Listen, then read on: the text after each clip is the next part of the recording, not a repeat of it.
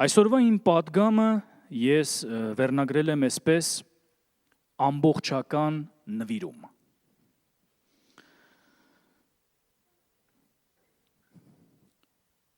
Մի քանի օր առաջ իմ ընկերներից մեկի հետ հանդիպել էինք քաղաքում ու շփում ունեինք եւ սկսեցինք խոսել մեր ընդհանուր ծանոթներից մեկի մասին ու ես հարցրեցի, ասեցի, բա հիմա ինքը եկեղեցում է։ Ու ասաց, չէ, վաղուց էլ եկեղեցում չի։ Լրիվ թողել է եկեղեցին, թողել է Աստծուն, ապրում է սովորական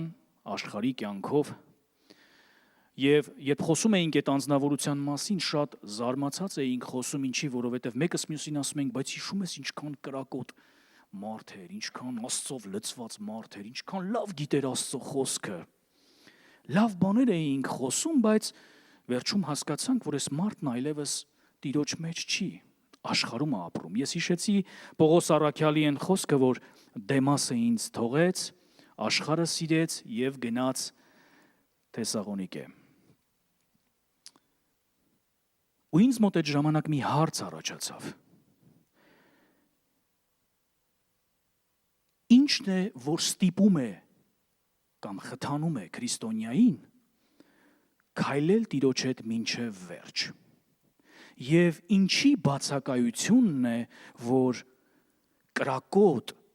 Աստծով լցված, ոգևորված, քրիստոնյան, որ պատրաստ էր վազել Աստծո համար, Աստծո եկեղեցու համար, որ ամեն բանի մեջ էր,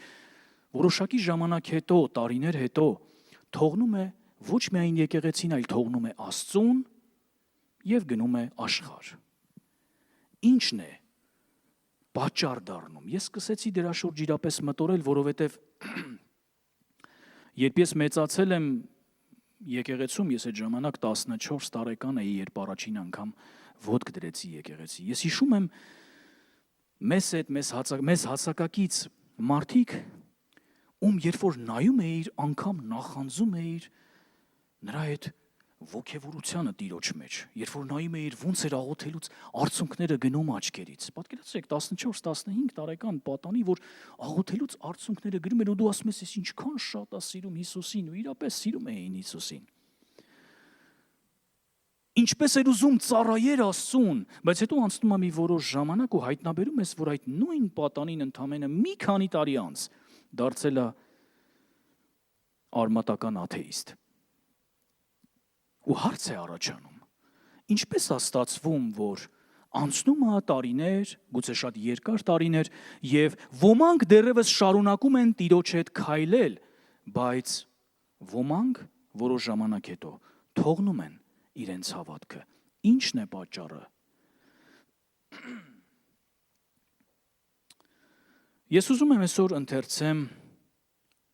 Մատթեոսի ավետարանի 26-րդ գլխից մի հատված, իհարկե նաև պիտի ընթերցեմ նույն դրվագը Մարկոսի ավետարանում, բայց սկզբում ուզում եմ ընթերցել Մատթեոսի ավետարանից։ Մատթեոսի ավետարան 26-րդ գլուխ 36-րդ խոսքից սա շատ հայտնի տեղ է, սա Հիսուսի երկրային կյանքի գրեթե վերջին ժամերն են, վերջին մի քանի ժամերը, երբ որ Տերը պիտի դրանից հետո արդեն գնար դեպի խաչը։ 36-րդ խոսքից գրված է. Այն ժամանակ Հիսուսը նրանց հետ մի տեղ եկավ, անունը Գեթսեմանի, եւ ասեց աշակերտներին. այդտեղ նստեցեք, մինչև որ ես գնամ այնտեղ աղոթք անեմ։ Եվ Պետրոսին եւ Զեբեդիայի երկու որդիներին իր հետ առավ, սկսեց տրտմել եւ վշտանալ։ Այն ժամանակ նրանց ասաց. հոգիս մեռնելու չափ տրտմած է, այստեղ մնացեք եւ ինձ հետ արթուն կացեք։ Եվ մի քիչ առաջ գնալով իր երեսի վրա ընկավ, աղոթք էր անում եւ ասում. Իմ հայր, եթե կարելի է, թող այս բաժակն ինձնից անցնի, սակայն ոչ թե ինչպես ես եմ կամենում, այլ ինչպես դու։ Եվ աշակերտների մոտ է գալիս եւ նրանց քնի մեջ է գտնում եւ ասում է Պետրոսին. այդպես մեկ ժամ էլ չկարողացաք ինձ հետ արթուն կենալ։ Արթուն կացեք եւ աղոթք արեք, որ փորձության մեջ չմտնեք։ Հոգին հոժար է, բայց մարմինը տկար։ Դարձյալ երկրորդ անգամ Հիսուսը գնաց աղոթք արեց եւ ասեց. Իմ հայր, եթե կարելի չէ, որ այս բաժակն ինձնից անցնի առանց իմ նրան խմելուս, քո կամքը լինի։ Եվ գալով նրանց դարձյալ քնի մեջ է գտնում, որովհետեւ նրանց աչքերը ծանրացել էին։ Նրանց թողեց դարձյալ գնաց եւ երրորդ անգամ աղոթք արեց եւ միևնույն խոսքը ասեց։ Այն ժամանակ գալիս է իր աշակերտների մոտ եւ նրանց ասում. այսուհետև քնեցեք եւ հանգստացեք, որ ահա հասել է ժամը եւ մարդու որդին մատնվում է մեղավորների ձեռը։ Վեր կացեք գնանք, ահա հասավ ինձ մատնողը։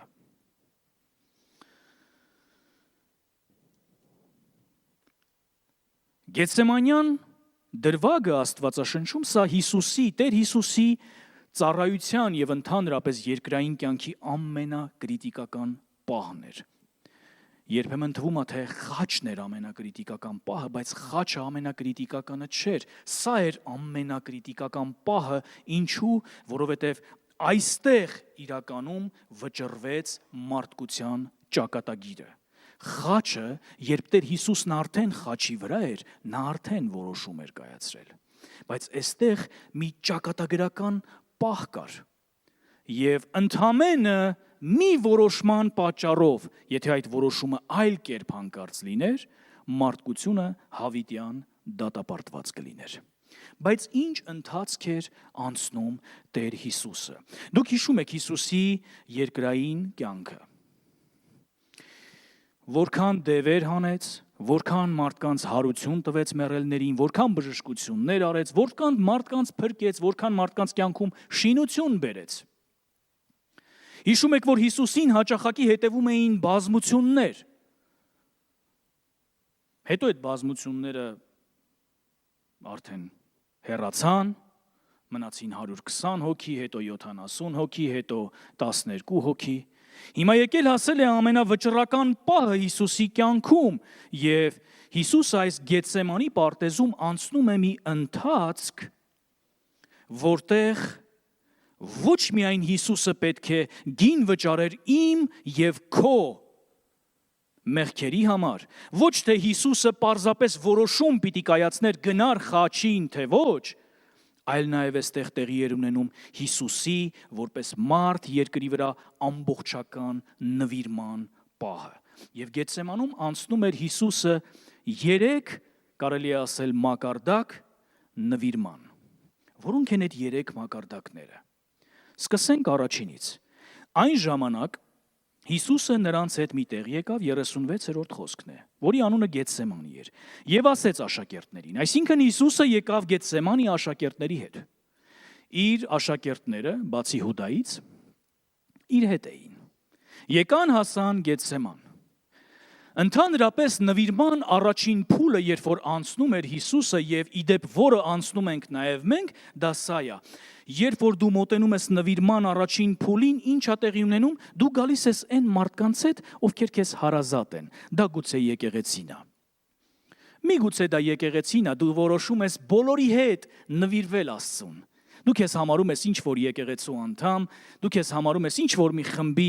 մի մասնիկը, եւ հրաշալի է, երբ քեզ հետ կան մարդիկ, ովքեր քեզ օգնում են հասնել այդ նվիրման պահին, եւ գուցե դու մտածում ես, որ սա է հենց ամբողջը, գուցե հենց սա է նվիրումը, եւ ստացվում է, որ ես նվիրված եմ ինչպես բոլորը, որովհետև ես էլ բոլորի պես գալիս եմ շաբաթ օրը եկեղեցի։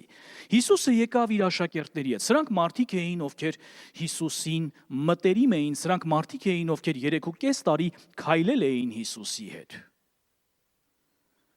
Բայց սա ընդամենը առաջին փուլն էր, որ Հիսուսը անցավ Գեթսեմանում։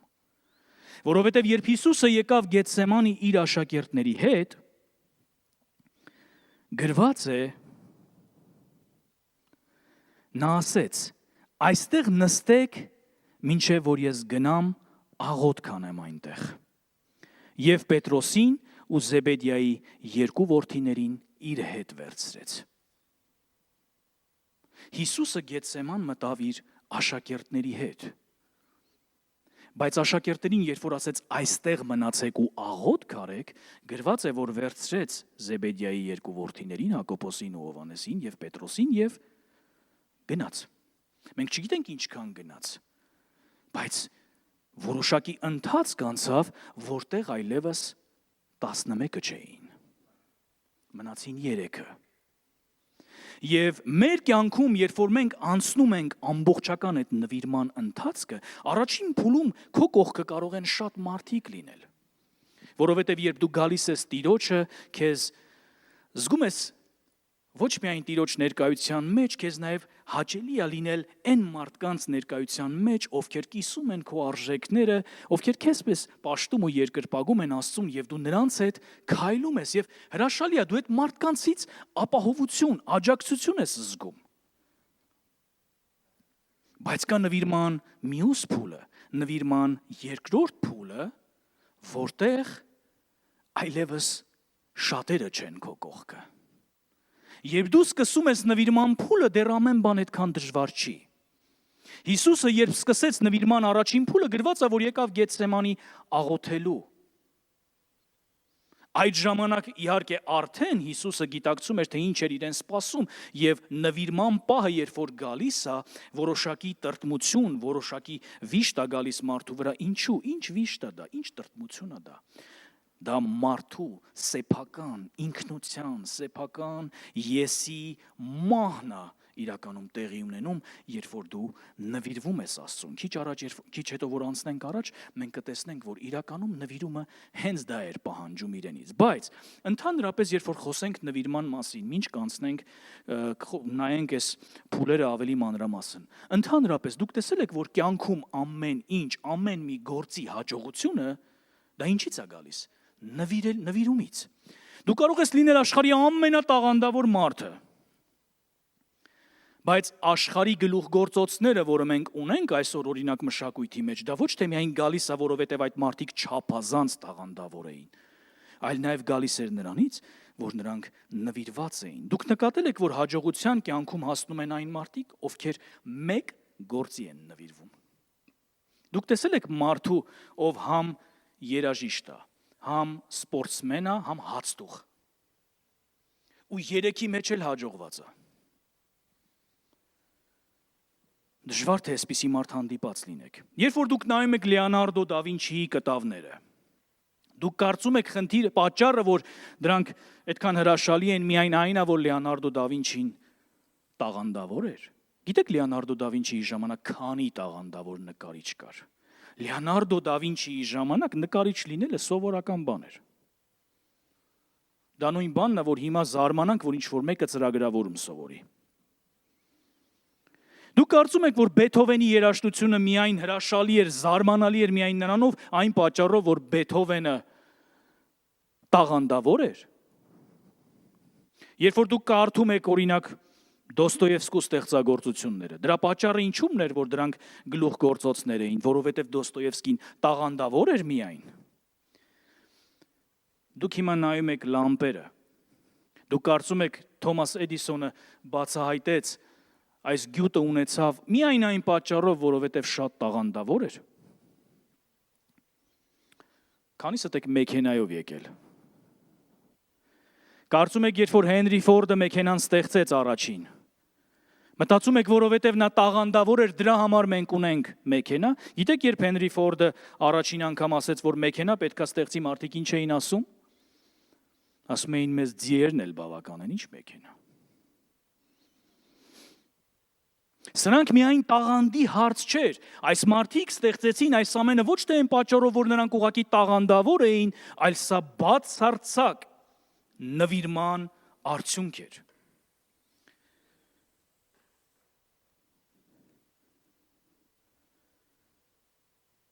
Մեր կյանքում մենք շատ տեղերում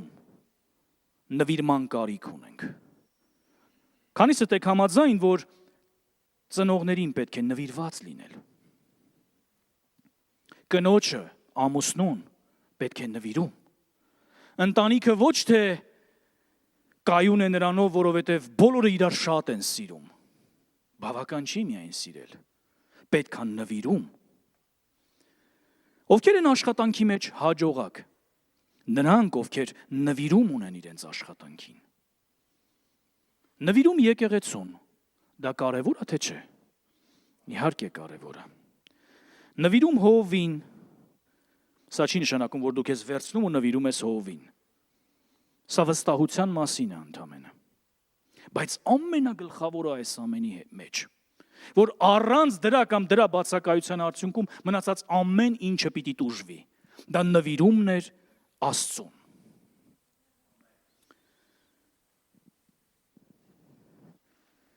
Եվ եթե այս ամենի մեջ, երբ որ ես թվարկեցի, բոլոր հաջողությունների մեջ դու նվիրման համար գին ես վճարում երբեմն քո ֆինանսներով կամ քո ժամանակով, ապա Աստծո մեջ, երբ որ դու ամբողջական նվիրման պահն ես անցնում եւ պետքա նվիրվես Աստծուն, այդ ժամանակ դու ոչ թե քո ժամանակով ես ուղակի վճարում կամ քո գումարներով, դու քեզ ես վճարում։ Որովհետև դու չունես ավելի թանկ բան, որ տաս Աստծուն։ Դու ունես միայն քեզ։ Հիսուսը պետք է վճարեր այդ նվիրման գինը։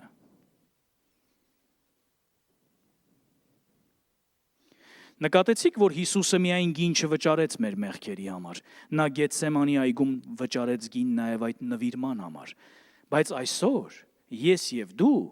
գին չենք վճարում մեր մեղքերի ներման համար, բայց գին ենք վճարում նվիրման համար։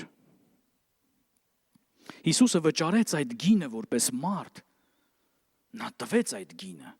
եւ ինչ էր տեղի ունենում Գեթսեմանում։ Հիսուսը եկավ, որպեսզի անցնի այդ առաջին փուլը, եւ գրված է, որ աշակերտները նրա հետ էին։ Գեթսեմանյան գիշերը դա այնքան էլ հաճելի գիշեր չէր, դա այնքան էլ հաճելի ընթացք չէր։ Հիսուսի հոգեբանական վիճակը դա այնքան էլ այդ ժամանակ հաճելի չէր, որովհետեւ գրված է, որ Հիսուսը այդ ժամանակ վերցրեց Պետրոսին եւ Զեբեդիայի երկու որդիներին ու սկսեց տրտմել ու վշտանալ։ Դուք նկատել եք, որ սա բացառիկ աղոթքի մի մոդել է, տրտմել ու վշտանալ։ Տրտմություն կա, որ աղոթք կա, աղոթք կա։ Աղոթք կա, որ բողոք է։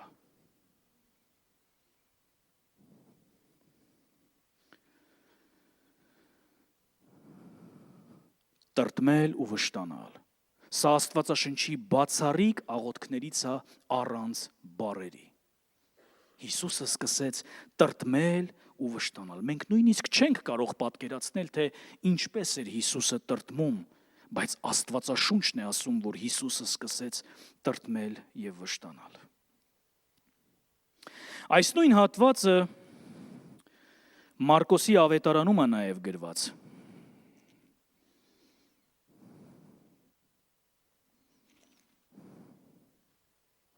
14-րդ գլխում, Մարկոսի ավետարան 14-րդ գլխում 32-րդ խոսքում գրված է. Եվ եկան մի տեղ, որի անունը Գեթսեմանի էր, եւ նա իր աշակերտներին ասեց. այստեղ նստեցեք, մինչև ես աղոթք անեմ։ Երբ դու անցնում ես առաջին փուլը նվիրման, երբ պիտի արդեն քայլ անես, որ գնաս առաջ Աստծո մեջ, աստիճանաբար քո շրջապատը սկսում է քչանալ։ Որքան ավելի ես մոտենում Աստծուն, այնքան քո շրջապատը սկսում է սեղմվել, փոքրանալ։ Եվ նա ասեց. նստեք այդտեղ։ Նա գիտեր, որ պետք է գնա ավելի խորը, եւ նա չէր կարող բոլորին վերցնել իր հետ ավելի խորը։ Եվ որպեսզի գնա ավելի խորը, Հիսուսն ասաց Պետրոսին, Հակոբոսին եւ Հովանեսին իր հետ առավ եւ սկսեց զարհուրել ու տխրել։ Բայց նկատեցիք Մատթեոսի ավետարանում գրված է, որ երբ որ Պետրոսին, Հովանեսին ու Հակոբոսին Հիսուսը վերցրեց, դա արդեն երկրորդ փուլն էր, նա առանձնացավ։ Սրանք ամենամտերիմ մարդիկ էին, որոնք կարող էին Հիսուսին հասկանալ։ Նրանք կարծես թե ավելի խորն էին Հիսուսին հասկանում, քան մյուս աշակերտները։ Նրանք կարծես թե պատրաստ էին Հիսուսին օգնել եւ պատկերացնում եք ինչպիսի ընթացքով էր անցնում Տեր Հիսուսը, որ կարիք էր ունենում պարզապես նրանց վերցնել իր հետ։ Գրված է Մատթեոսի ավետարանում, որ անգամ երբ որ Պետրոսին, Հովանեսին ու Հակոբոսին վերցրեց, նրանց ասաց. այստեղ մնացեք, մինչև ես գնամ աղոթք անեմ, եւ նրանցից էլ հեռացավ։ Որքան ավելի ամոտերմում նվիրման պահը, այնքան դու ավելի ես բախվում մենակությանը։ Սա ճակատագրական պահ էր, սա այնպիսի պահ էր, որ երբեմն տրտմությունը, երբեմն անհանգստությունը պարզապես ցանկությունը առաջացնում քո մեջ, որ ուղակի ինչ-որ մեկը կողքդ լինի, ուղակի կապ չունի, ոչինչ մի արա, ուղակի մնա կողքս։ Երբևիցե եղել է, որ այնպիսի վիճակում ես եղել, որ զանգում ես մեկին ու այդ մեկին թվում է, որ ինչ-որ կարևոր հարցով ես զանգել, բայց ուղակի զանգում ես, որ խոսա։ Քեզ ուղղակի պետք է որ այդ մեկը խոսա։ Ուրիշ ոչ մի բան չես ուզում։ Ընդհանրապես ուզում ես որ խոսա։ Դա մտերիմ մարդ է։ Դու ուզում ես ուղղակի ձայնը լսես։ Ուղղակի ասում ես խոսա, ինքը չգիտի, էլի ինչ ասի, բայց դու սպասում ես որ էլի խոսա։ Դու սկսում ես ձգձգել, ինչի, որովհետև նույն կերպ ինչ որ Տեր Հիսուսն էր ասում, դու ուզում ես ասել, ուղղակի մնա կողքս, ուղղակի ստեղ մնացեք, ուղղակի արթուն մնացեք։ Ես ուրիշ ոչինչ չեմ ուզում։ Ես այնպիսի վիճակում եմ, որ չեմ կարող քեզ բացատրել, դրա համար էլ ուղղակի խնդրում եմ, ուղղակի մնա կողքս։ Եվ Հիսուսը սա էր ասում։ Նա սկսեց զարհուրել ու տրտմել։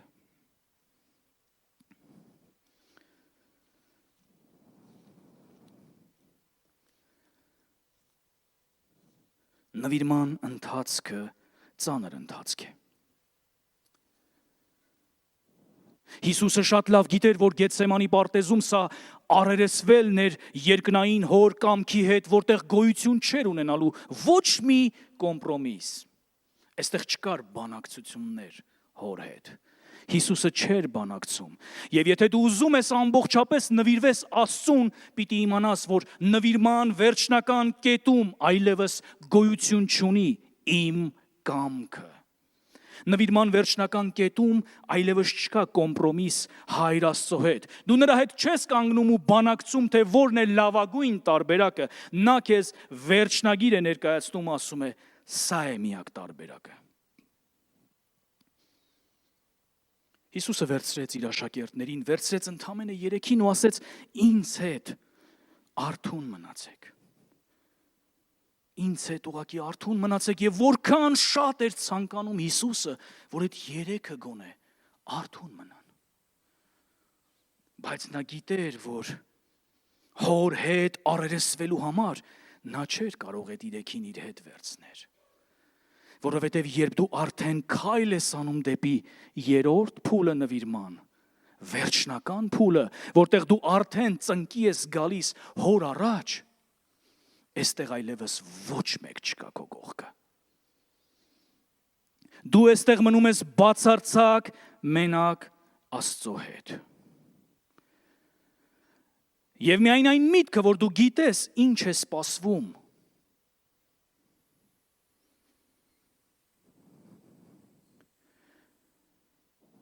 դու սկսում ես տրտմել ու վշտանալ։ Հիսուսը մի քիչ առաջ գնալով իր երեսի վրա ընկավ։ Հաճախ չեք տեսնում, որ Հիսուսը երեսի վրա է ընկնում։ Գրված է, որ ծնկի եկավ ու աղոթեց, կամ պարզապես աղոթեց, բայց այստեղ ասում է, որ Հիսուսը երեսնի վայր ընկավ հոր առաջ։ Նա բացարձակ մենակ էր այլևս։ Եվ գրված է, որ հորն ասեց, իմ հայր, եթե կարելի է, թող այս բաժակն ինձնից անցնի, սակայն ոչ թե ինչպես ես եմ կամենում, այլ ինչպես դու։ Եվ աշակերտների մոտ է գալիս ու նրանց քնած է գտնում։ Սա նրանք էին, ովքեր պետք է արթուն մնան։ Բայց Հիսուսը եկավ ու տեսավ, որ աշակերտները քնած էին։ Երբ դու անցնում ես նվիրման ճանապարհը, երբ պիտի մոտենաս Աստծուն, երբ պիտի ամբողջությամբ ընծայես քեզ Աստծուն, երբեմն կշրջվես ու կտեսնես, որ այն մարդիկ, ում ուզում էիր քեզ հետ վերցնել, քնած են։ Նրանք վատ մարդիկ չեն։ Նրանք քեզ դեմ չեն։ Նրանք պարզապես քնած են։ Երբևիցե եղել է ձեր տանը, որ բոլորը քնած են, դու գիշերը արթուն ես։ Չգիտես ինչի ես արթուն, բայց արթուն ես։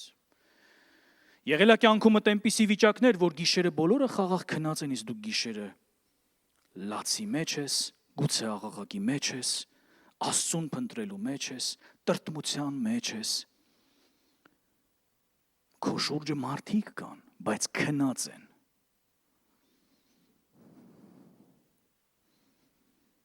Նվիրման ճանապարհի սկզբում մենք աստիճանաբար գալիս ենք այն կետին, որտեղ պետք է նվիրվենք ամբողջությամբ, երբ մեզանից այլևս ոչինչ չի մնում։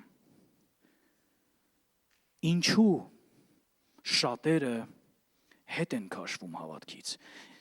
Նորից գալիս ենք այս հարցին։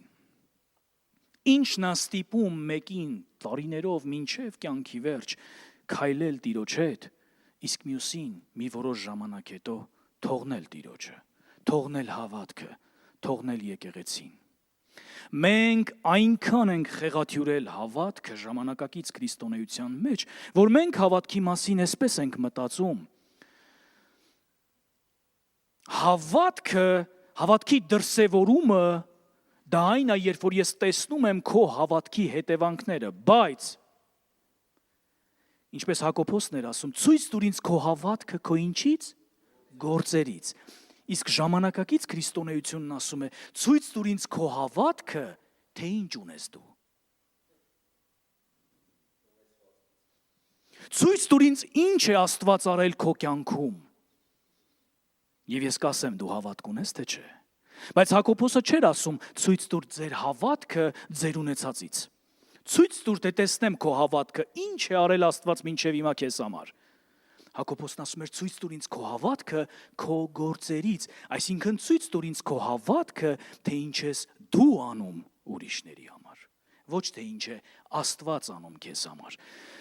Եվ այս ամենի մասին մտորելով հարց է առաջանում ընդհանրապես, ով ունի ավելի մեծ հավատք։ Նա, ով իր կյանքում չի տեսել հրաշքներ, բայց մինչև այսօր հավատարիմ ծառայում Աստծուն, թե նա, ով իր կյանքում տեսել է հրաշքներ ու մինչև այսօր հավատարիմ ծառայում Աստծուն։ Դա դեռ հարց է, թե ով ունի ավելի մեծ հավատք։ Մեկ բան է, երբ որ Տերը քո կյանքում զորավոր հրաշքներ է արել, եւ դու մինչև այսօր հավատարիմ ծառայում ես։ Մեկ բան է, երբ որ Տերը քո կյանքում զորավոր հրաշքներ չի արել, բայց դու մինչև այսօր հավատարիմ ծառայում ես Աստծուն, որովհետև երբ որ նայում եք Աստվածաշնչի հերոսներին, միշտ չէր, որ նույն հրաշքները տեղի էին ունենում բոլորի կյանքում։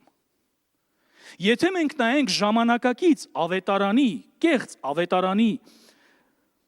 պրիզմայով, ստացվում է, որ օրինակ, երբ որ Եղիան աղոթում էր ու երկնքից կրակ էր իջնում, Եղիան հավատք ուներ, թե ոչ։ Իհարկե ուներ։ Իսկ Ջորջ Մյուլլերը, որը 19-րդ դարում ապրեց, ոչ մի անգամ ոչ կրակ իջեցրեց երկնքից, ոչ մի անգամ ոչ բժշկության ծառայություններ արեց, բայց փոխարենը 10,000 որբերի կերակրեց։ Նշանակում է, եթե նայենք այս տեսանկյունից, Եղիան ուներ հավատք, իսկ Ջորջ Մյուլլերը չուներ հավատք։ Հասկանում եք ինչքան է խեղաթյուրվել հավատքը, դրա համար էլ նվիրումը իրականում քրիստոնեության մեջ դարձել է երկրորդական։ Այո, մենք սիրում ենք Աստծուն, մենք պատրաստ ենք նույնիսկ ծառայել Աստծուն, մենք պատրաստ ենք ամեն բան անել Աստծո տան մեջ, բայց ես այսօր չեմ խոսում այն մասին, նվիրված ես դու եկեղեցուն, թե ոչ, ես այսօր խոսում եմ այն մասին, արդյոք ես եւ դու ամբողջապես նվիրված ենք այդ Աստծուն։ Որովհետև այս կյանքում միակ բանը, որ թույլ է տալիս մարդկանց քայլել Տիրոջ հետ մինչև վերջ, դա նվիրումն էր։ Քանիսդ եք գոնե մեկ անգամ մտածել, այ եթե ես լինեի Հիսուսի ժամանակներում, այ եթե ես Պողոսի կողքը լինեի, այ եթե իմ հովիվը Պողոս Առաքյալը լիներ, այ այդ իսկական եկեղեցի կլիներ, այ թե եկեղեցի կլիներ։ Դեմասը մեկն էր, ով քայլել էր Պողոսի հետ, Դեմասը մեկն էր, ում մասին Պողոսը ցավով, անունով ասում է, ինձ թողեց։ Երբ որ դու ինչ-որ մեկին թողում ես, ուրեմն պիտի ինչ-որ մի ժամանակ բռնած լինես, որ հետո թողես։ Դեմասը բռնել էր Պողոսին, ես չգիտեմ քանի տարի, բայց թողեց ու ինչ արեց, գնաց աշխարհը սիրեց։ Դեմասը այդքան պրիմիտիվ էր, եթե Դեմասը լիներ մակերեսային մարմնավոր քրիստոնյա, Պողոսը կպահեր իր կողքը, դա հոգևոր մարդ էր։ Պողոս Առաքյալի կողքը լինելու համար ինչ-որ մեկը պետք է հոգևոր այնքան կշիռ ունենար, որ Պողոսը թույլ տար իր կողքը կանգնել, որովհետև Մարկոսի համար, երբ որ Բարնաբասի հետ Խժդժություններ եղավ, Պողոսն ասում էր, նա ով մեզ թողեց, արժանի չի, որ մեզ հետ քայլի։ Գիտեք Մարկոսը ինչի համար էր թողել։ Հալածանքի պատճառով։ Մարկոսը չէր թողել, որ գնար աշխարհը սիրեր։ Մարկոսը թողել էր հալածանքի պատճառով, վախեցել էր։ Այդ ժամանակ ուժեղ հալածանքներ էին։ Թողել գնացել էր։ Բայց ինչը Դեմասին տարավ հասցրեց մինչև աշխարհ, իսկ Մարկոսին հետ բերեց Պողոսի մոտ։ Նվիրումը։ Նվիրումը։ Նվիրումը քեզ հետ կբերի Աստծո ծրագրերի մեջ,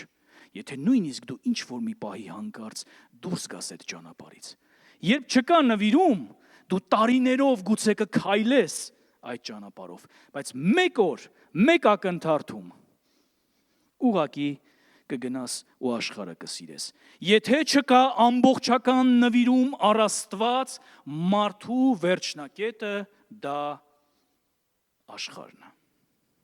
Դու կասես ո՞նց, հնարավոր չի ամբողջապես չնվիրվել Աստծուն, բայց գնալ երկինք։ Եթե առաջանում է այդպիսի հարց, ուրեմն դու չհասկացար նվիրումն ինչ էր։ Որովհետև եթե չկա ամբողջական նվիրում, դեռ կարելի է կասկածի տակ դնել ընդհանրապես դու փրկված ես թե ոչ։ Որտև հնարավոր չի Աստծուն նվիրվել մի քիչ։ Ես այսքանով կբավարարվեմ։ Աստված ամեն օր մարտահրավեր պիտի նետի քեզ այդ նվիրման համար։ Այո, ես համաձայն եմ, Տերը կանչել է քեզ։ Դու գալիս ես դրա համար, ես ասեցի, կան մի քանի մակարդակներ, կա 3 փուլ, երբ որ մարդը անցնում է։ Տերը մի անգամից, երբ որ կանչեց Պետրոսին, ինչ ասեց։ Ասեց, արի իմ ետևից եւ քեզ մարդկանց որսորդ կդարձնեմ։ Շատ էր հասկանում Պետրոսը, թե Տերը ինչ նկատի ունի, եթե միայն հասկանար, թե ինչ նկատի ուներ Տերը։ Բայց եկավ ժամանակ, երբ Պետրոսը գին պիտի վճարեր նվիրման համար։ Եկավ ժամանակ, երբ որ Պողոսը գին պիտի վճարեր նվիրման համար ու վճարեց։ Տերը ամեն մեկիս է կանչում այդ նվիրման համար։ Ես չեմ խոսում ինչ-որ հատուկ հոգևոր դիրքի մասին, որը տրված է միայն ծառայողներին։ Դե ամբողջական նվիրում դա միայն ծառայողներին է վերաբերում։ Ո՞վ ասաց դա։ Ո՞վ ասաց, որ դու կարող ես ապրել Տիրոջ հետ, բայց չնվիրվես նրան։ Որոշ ժամանակ առաջ, երբ մեր Աշոտ եղբայրը պատգամ էր տալիս, հիշում եք ինչ խոսք էր ասում, որ եթե դու ժամանակավոր կյանքի մեջ կասկածում ես, որ Աստված բարին է մտածում քո նկատմամբ ու հոգ կտանի քեզ համար, դու ո՞նց կարող ես վստահել, որ նույն Աստվածը հավիտենության մեջ քեզ չի խաբի։ Բայց երբ կա նվիրում, դա մեզ օգնում է հասնել մինչև վերջ։ Ինչքան մոտենում է նվիրման պահը, այնքան Տեր Հիսուսն ավելի վշտանում էր ու տրտմում էր։ Գիտես, որքան մոտենում է նվիրման պահը, այնքան քո սեփական կամքը եւ սեփական եսը հայտնվում է զոհասեղանին։ Քեզանից անընդհատ ինչ-որ բան պոկվում է։ Հենց դրա պատճառով Դեմասը թողեց Պողոսին ու գնաց աշխարհը սիրեց։ Որովհետև չկար ամբողջական նվիրում։ Կար գուցե ոգևորություն, մեծ էնտուզիազմ, գուցե ապաշխարել էր մի օր, հայտնվել էր Պողոսի նման մեկի կողքին ու ոգևորված ծառայում էր Աստծուն, պատկերացնում եք։ Պողոս առաքյալը, մեծագույն առաքյալը բոլոր ժամանակների ուշադրություն էր դարձրել Դեմասին, անգամ անձնապես իր կողքն էր դրել։ Բայց ինչ օգուտ, երբ չկար նվիրում։ Երբ չկա նվիրում, դու կարող ես անցնել 1 տարի, 2 տարի, 5 տարի, 10 տարի, 20 տարի, բայց մեկ օր կթողնես։ Մեկ օր կթողնես, մեկ օր կհոգնես, մեկ օր ուրիշ բան կսիրես, եթե չկա նվիրում։ Կարծում եք ես շատ բարդ բան եմ ասում, երբ ասում եմ ամբողջական նվիրում։ Ես ասում եմ մի բան, ինչի հետ բախվելու է ամեն քրիստոնյա։ Գեթսեմանը միայն ծառայողների կյանքում չի, յուրաքանչյուր քրիստոնյա, ով իրեն անվանում է քրիստոնյա, ով համարձակությամբ կարող է կանգնել եւ ասել, որ Տեր Հիսուսն իմ անձնական Տերն ու Փրկիչն է, բախվելու է մեկ օր իր Գեթսեմանյան աղոթքին, որտեղ պիտի իր կամքը դնի զոհասեղանի վրա ու ասի. Տեր, թող որ քո կամքը լինի։ Հայր, մեր աղոթքը։ Ես նույնիսկ չգիտեմ, մեզանից քանիսը նկատի ունեն այն, ինչ իրապես աղոթում են։ Հայր մեր աղոթքը ասելիս։ Հաց ենք ուտում, հաց ուտելուց առաջ եկեք հայր մերը աղոթենք։ Ես դեմ չեմ հայր մերը աղոթելուն։ Բայց երբ դու հասնում ես այն կետին, երբ ասում ես քո կամքը լինի, դու երբևիցե մտածել ես, դու դա նկատի ունես։ Դու իրապես ուզում ես, որ Տիրոջ կամքը լինի։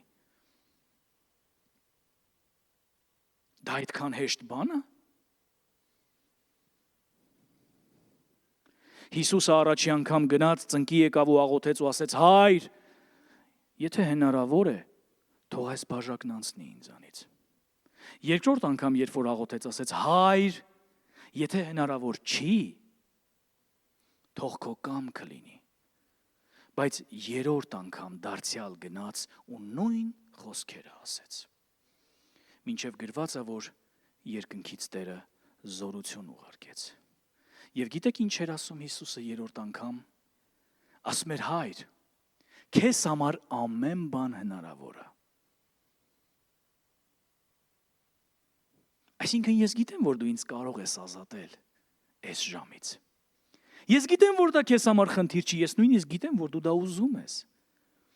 Դու մեծ սիրով ինձ կազատեիր, բայց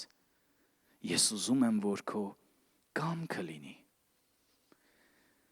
Որքան հետաքրքիր է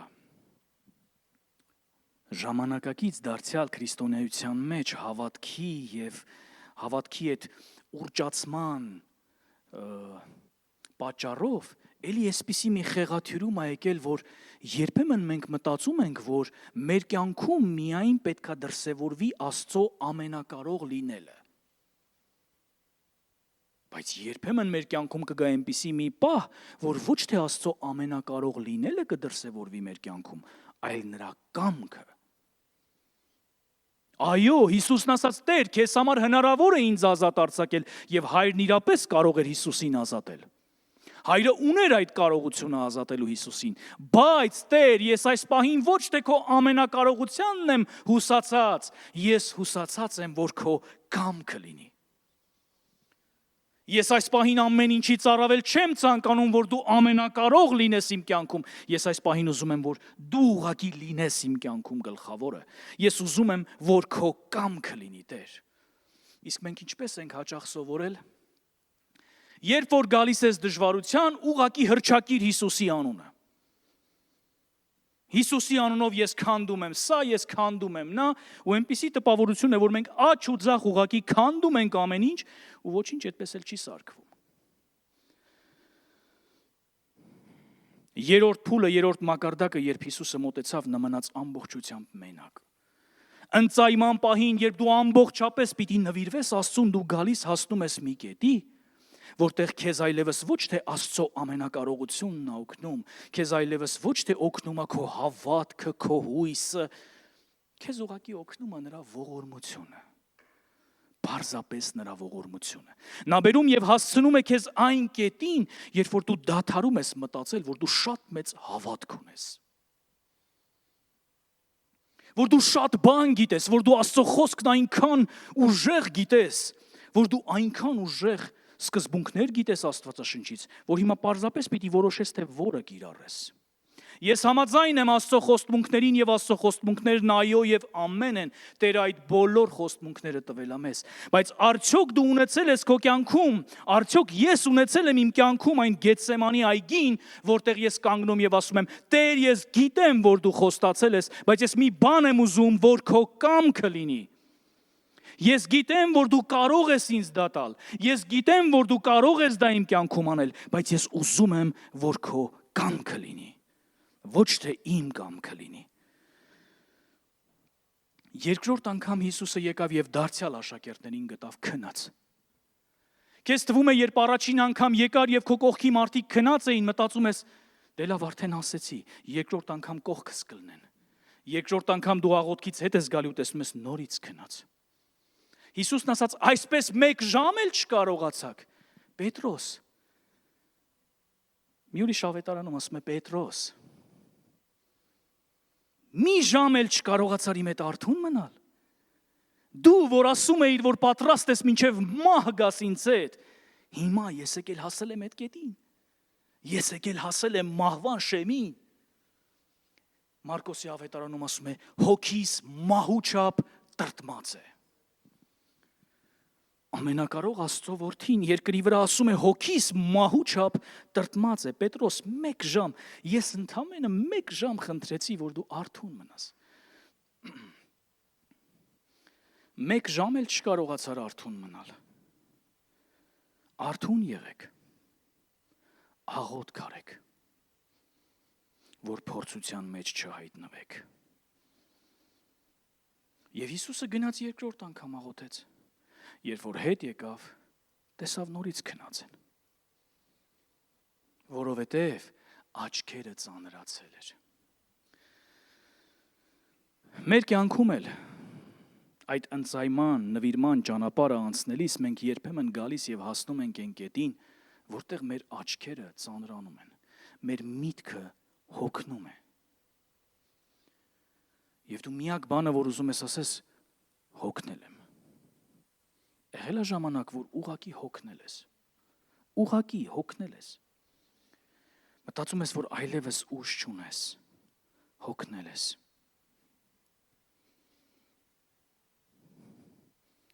Ու երբ արդեն փորձում ես օգնություն գտնես, տենում ես, որ ում մեջ որ օգնություն էիր ուզում գտնել, իրանք էլ են հոգնել։ Ուղղակի մի տարբերությամբ իրանք քնած են, իսկ դու ոչ։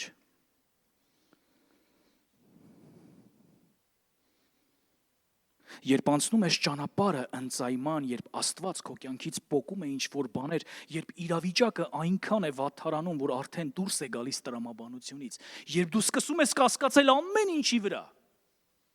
դու սկսում ես կասկածել, ես ճիշտ ընտրություն արեցի, թե ոչ, դու սկսում ես կասկածել ընդհանրապես ես հավատացյալ եմ, թե ոչ, ես ընդհանրապես փրկված եմ, թե ոչ,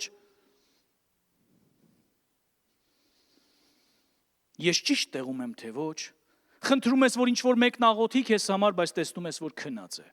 Խնդրում ես եկեղեցուն, որ աղոթի քեզ համար, հետո խնդրում ես, որ հովիվը աղոթի քեզ համար, բայց զգում ես, որ ոչինչ չի օգնում։ Ինչու՞, որովհետև Աստված քեզ բերել է Գեթսեմանի, որտեղ արդեն ոչ հովիվը, ոչ եկեղեցին, ոչ հարազատները, ոչ ընտանիքը, ոչ ամուսինը, ոչ կինը քեզ հետ չեն։ Եվ ի հակադրություն ձևավորված կլիշեի, որ ամուսինները միշտ հոգևոր ընթացքը անցնում են իրար հետ։ Ես չգիտեմ ամուսնացածները կհաստատեն թե չէ, որ Գեթսեմանում դժվար դուք միասին անցնեք։ Գեթսեմանում կամ կինն է քնած, կամ ամուսինը։ Ես չեմ ասում քեզ դեմ, ես ասում եմ քնած։ Հոգնած էին, քնած էին։ Ես չգիտեմ գիշերը ժամը քանիսն էր։ Քնած էին այդ մարդիկ։ Աչքերը ծանրացել էր։ Ամբողջ օրը ճանապարհ էին անցել։ Ժամեր էր անցել։ Ոչինչ չէին անում։ Դե պիտի քնեին, բա ինչ պիտի անեին։ Եվ երբ որ երրորդ անգամ աղոթք արեց ու միևնույն խոսքը ասեց, այն ժամանակ գալիս է իր աշակերտների մոտ եւ նրանց ասում. «Այ հիմա քնեցեք»։ Այսինքն երրորդ անգամ արդեն արթուն էին։ Ասեց, այ հիմա քնեցեք, հիմա էլ պետք չի։ Երբ որ արդեն դու սպառվում ես, երբ որ արդեն չկա քո սեփական եսը, երբ որ դու արդեն ամբողջությամբ ընծայված ես Աստծուն, երբ որ դու հասկանում ես, որ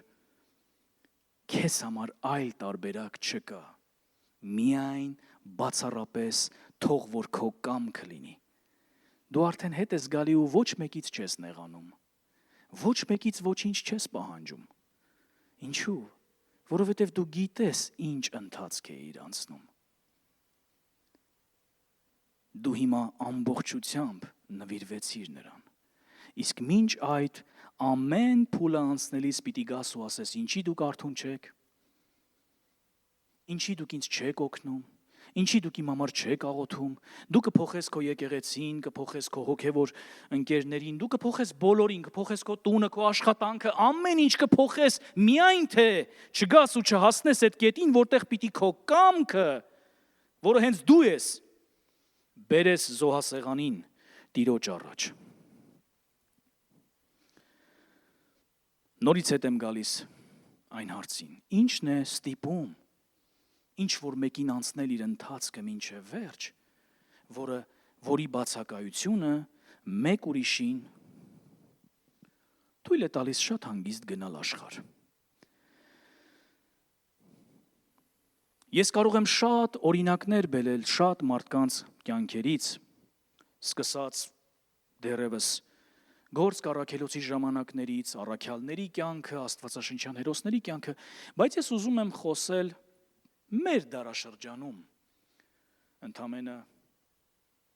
50-60 տարի առաջ ապրած մարդկանց մասին, ովքեր որ ամբողջությամբ իրենց կյանքը տվեցին Աստծուն եւ նրանց Գեթսեմանը շատ դաժան էր։ Ես պիտի խնդրեմ, որ Ռիչարդ Վուրմրանդի նկարը մեր մեդիա ծառայությունը միացնի։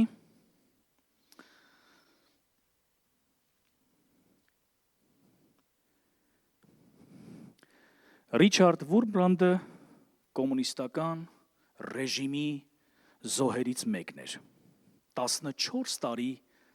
կոմունիստական բանտերում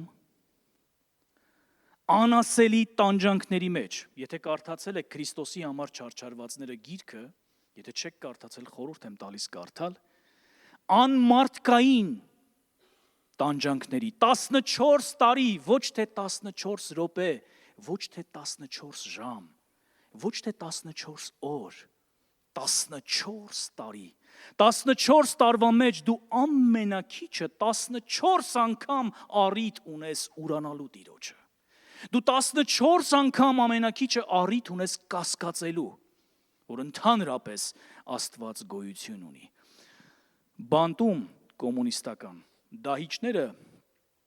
նրանց ծեծում էին այն աստիճան, որ ընդամենը մեկ ակնթարթ էր վնում, որ մարդը արդեն ուշագնաց լիներ։ Ու քանի որ շատ վարժված էին, այդ պահին ինչ որ բան էին բերում տալիս, որ մարդը հետ գար, ու հետ էր գալիս ոչ թե որ կազդուրվեր, չէ, գար նորից միտքը տեղը, որ նորից սկսեին ծեծել։ Ու այնքան մինչև նորից համարյա պիտի ուշաթափվեր, բայց չէին թողում ուշաթափվի, նորից հետ էին բերում։ Այսինքն մարդը պատկերացնում եք այդ ամբողջ ընթացքում ինչպիսի հոգեբանական վիճակում էր գտնվում։ Դու չգիտես, դու քնած ես, արթուն ես, դու մենակ հարվածներն ես զգում, անմարդկային հարվածները։ Նրանց երբեմն շաբաթներով պահում էին սոված։ Կոմունիստական բանտերում, երբ նրանց պետք է առանձնահատուկ պատիժ տային, որովհետև ծառայողներ են եղել, հովիվներ են եղել, ընդամենը մի փոքր էսպես արկղ իրենց հասակից էլ ցածր։ Եվ այնքան կարճ, որ այդ մարդը միայն կարար այսպես ուղիղ կանգնած մնար, չէր կարող շարժվել, ինչի, որովհետև այդ արկղի մեջից երկու կողմերից դանակներ էր մտցրած։ Ու եթե դու հոգնեիր ու ուզենայիր հանկարծ ոտքը թեք գցեիր, այդ դանակները մտնում էր ոտքերիդ մեջ։ Ու այդպես Ռիչարդ Վուրմրանդը կանգնել է մեկ շաբաթ։ Մեկ ամբողջ շաբաթ այդպիսի մի արկղի մեջ։ Ինչը ստիպեց այս մարդուն մինչև վերջ գնալ։ Ինչու, որովհետև Աստվածաշունչը շատ լավ գիտեր, որովհետև հովիվ էր, հենց այս նույն ժամանակաշրջանում հարյուրավոր հովիվներ կոալիցիա կազմեցին կոմունիստական կուսակցության հետ եւ ապրում էին առօգ-փառոգ կյանքով։ Ծառայում էին կոմունիստական կուսակցությանը։ Արագ առաջ անցնելով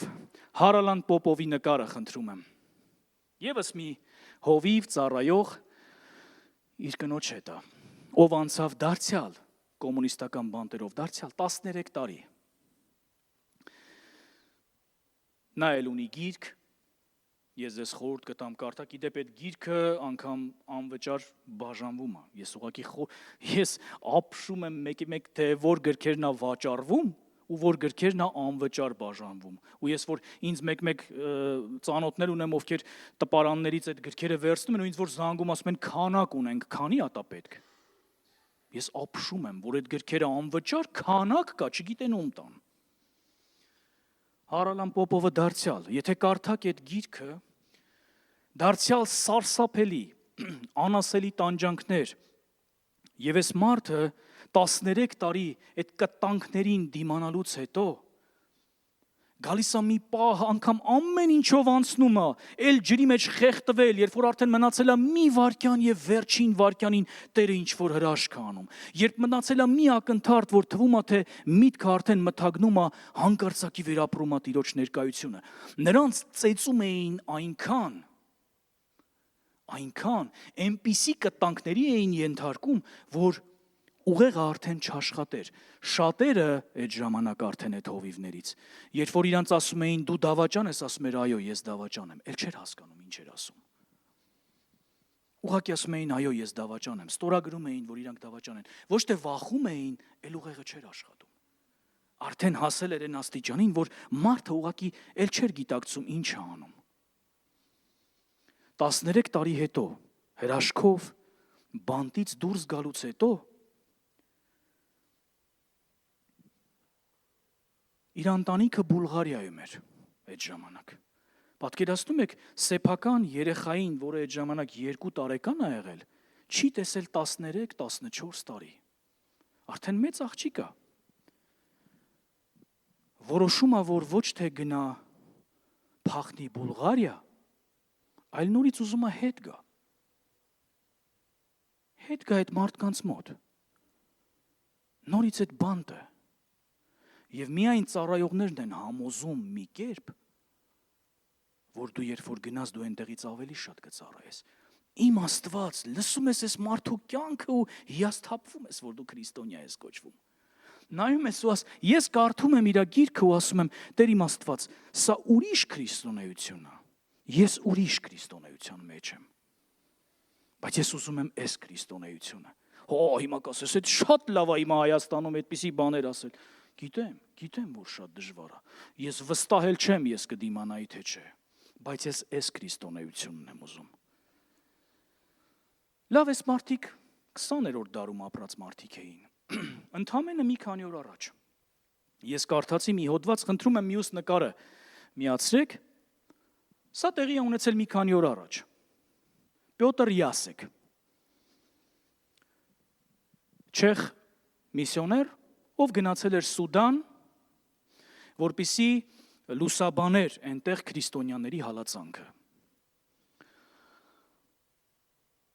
Սուդանի ոստիկանները բռնում են, մեղադրում են գործակալ լինելու մեջ եւ ուղարկում են բանտ։ Ուղարկում են որտեղ? Ուղարկում են այն բանտը, որտեղ նստած է ԻԳԻԼ-ի անձնակազմը։ ԻԳԻԼ-ը դա տերորիստական խմբավորում է, մուսուլմանական։ Եվ պատկերացնում եք տերորիստական խմբավորման մարդիկ, որոնց համար ոչ մի բան գոյություն չունի, ոչ մի սրբություն, նրանց համար ոչ մի խնդիր չկա։ Նրանք իրենց սեփական կյանքը անգամ չեն գնահատում։ Եվ հիմա այդ բանտախուցը մտնում քրիստոնյան։ Ասում եմ ընդամենը մի քանի օրվա առաջվա պատմություն, սա նոր բան է։ Նորից տանջում են ամենասարսափելի անմարդկային տանջանքներով։ Ուրեմն նստացնում են աթոռին, գլուխը հետ են գցում, շորը սրբիչը գցում են գլխին, բերանին ու սկսում են ջուրը լցնել վրան։ Այդ ժամանակ գիտեք ինչ զգացողություն ա ձեր մոտ, որ դուք խեղդվում եք օվկիանոսում, չգիտեմ, ծովում ու չեք կարող դուրս գալ։ Ու այդպես տանջում են այս մարդուն։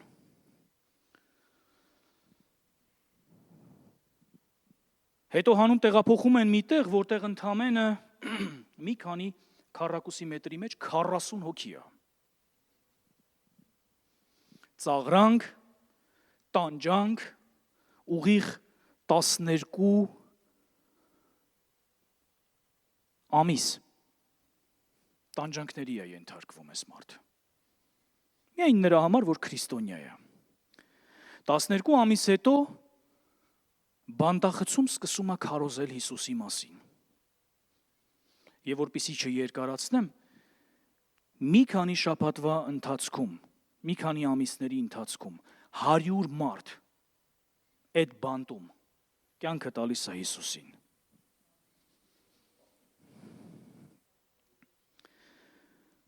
Գիտեք ինչու համբերեց մինչև վերջ,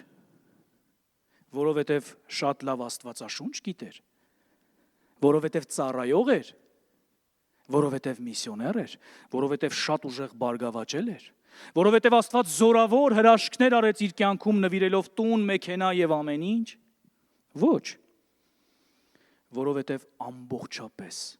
ընծայված էր։ Եվ նրանք հաղթեցին ինչով, գառան արյունով եւ իրենց վկայության խոսքով եւ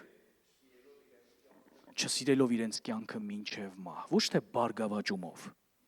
ոչ թե հաղթեցին նրանով, թե Աստված ինչքան հրաշքներ է արել իրենց կյանքում։ Տերը օրհնի քո կյանքի հրաշքները։ Ես ուրախ եմ, որ Աստված քո կյանքում հրաշք է անում։ Ես ուրախ եմ այն բոլոր մեծ հրաշքների համար, որոնք Տերը արել է եւ որոնք դու պատմում ես։ Բայց մի բան եմ խնդրում, ինձ մի բան պատմիր։ Կա ինչ-որ մեկը այս կյանքում, այս երկրի վրա, որի համար դու ես հրաշք դարձել։ Կա ինչ-որ մեկը, որ քո միջոցով Տերը իր կյանքում է հրաշք արել։ Ամբողջական ընծայում, ամբողջական նվիրում։ Հովհաննեսի ավետարան 12-րդ գլուխ 24-րդ խոսք։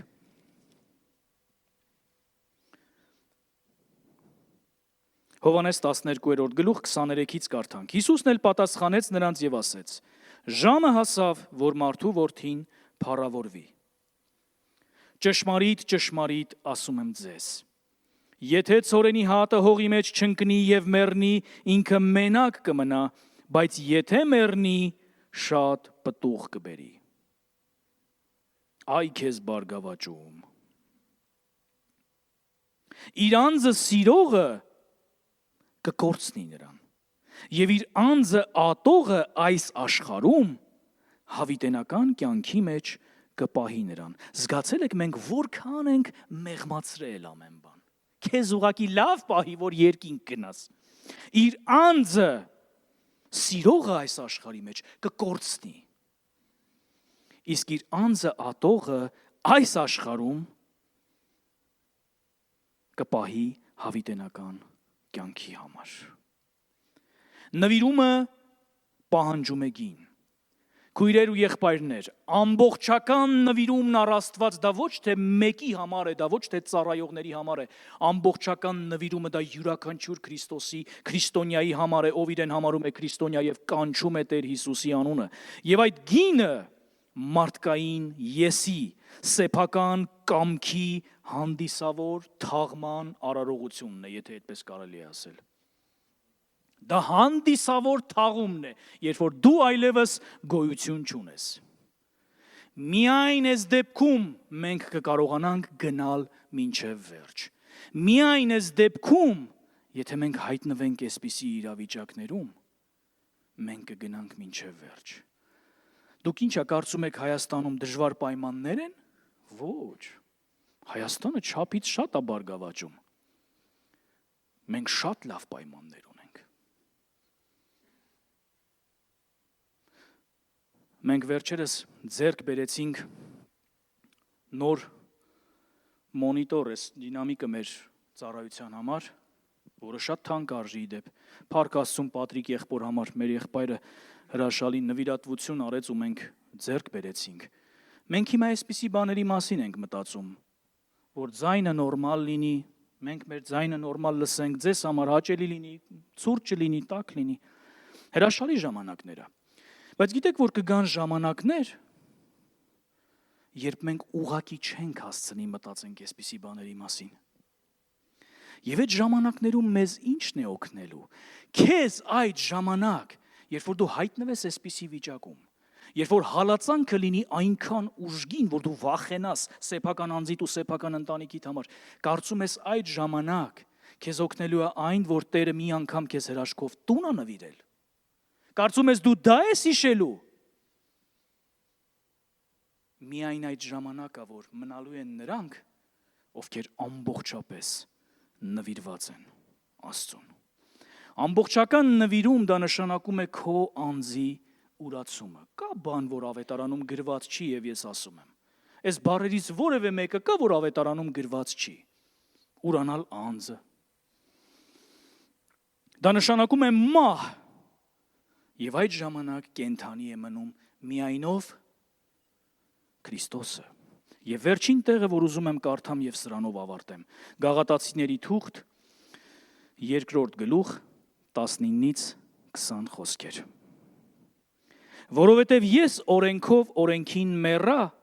որ ապրեմ Աստծուն։ Ես Քրիստոսի հետ խաչված եմ եւ կենթանի եմ ոչ թե այլևս ես, այլ Քրիստոսն է կենթանի ինձանում։ Եվ ինչ որ հիմա կենթանի եմ մարմնով, Աստծո որդու հավատքով եմ կենթանի, որ ինձ սիրեց եւ իր անձը ինձ համար մատնեց։ Պողոս առաքյալն ասում է. այլևս ես ընծայված եմ։ Այլևս ես նվիրված եմ, Քրիստոսն է ինձանում կենթանի։ Սա հայտնություն էր։ Եվ Տիմոթեոսին վերջում Պողոսը կասի. ես իմ ընթացքը անցա, ես բարի պատերազմը պատերազմեցի, ես իմ հավատքը պահեցի, եւ ինձ մնաց փառած պսակը, բայց դրանից առաջ ասում էր, ես գիտեմ, որ արդեն զոհ լինելու ընծայված եմ։ Ոչ թե տրտմած ասում էր, ես գիտեմ, որ ես զոհ լինելու ընծայված եմ, չէ։ Ասում էր, ես գիտեմ արդեն։ Սուրբ Հոգին ինձ հայտնել է, բայց ես հենց դրա համար եմ։ Դրա համար Տեր Հիսուսը ինչպես որ ասեց, թող քո կամքը լինի, Պողոսն էլ ասեց, ես այդ ժամի համար եմ եկել։ Ես դրա համար եմ եկել։ Այո, Տերը զորավոր հրաշքներ արեց Պողոսի միջոցով։ Ես չեմ տեսնում, որ Տերը զորավոր հրաշքներ արեց Պողոսի համար։ Բայց դա Պողոսին չէր էլ հետաքրքրում, որովհետև այն հրաշքները, որ Տերը արել էր Պողոսի միջոցով, Պողոս էլ կարիք չուներ, որ ինչ-որ բան Տերը աներ իր համար։ Մի անգամ ընդամենը խնդրեց։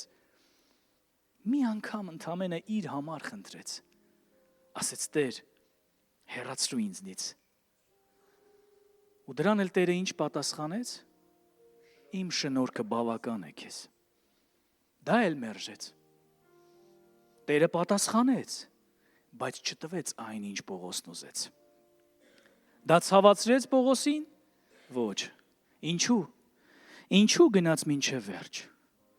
Որովհետև կար ընծայում, կար ամբողջական նվիրում։ Ինչու Աբրահամը գնաց մինչև վերջ։ Ինչու Մովսեսը գնաց մինչև վերջ։ Ինչու Դավիթը այդքան տառապանքից հետո գնաց մինչև վերջ։ Ինչու Գեդեոնը գնաց մինչև վերջ։ Ինչու Եսայան գնաց մինչև վերջ։ Տեր Հիսուսը գնաց մինչև վերջ։ Առաքյալները գնացին մինչև վերջ։ Ինչու կասկածամիտ Թովմասը գնաց մինչև վերջ։ Ուրացող Պետրոսը գնաց մինչև վերջ։ Ինչու այս մարդիկ գնացին մինչև վերջ։ Որովհետև շատ յուրահատուկ էին։ Այո, նրանք յուրահատուկ էին, բայց այդ յուրահատկությունը ոչ թե Տիրոջից տրված էր։ Պարզապես նրանք ապրեցին յուրահատուկ կյանք Աստծո համար։ Եվ գիտեք որն էր այդ կյանքը։ Ես մեռած եմ։ Ես այլևս չկամ, եւ Քրիստոսն է ինձանում ապրում։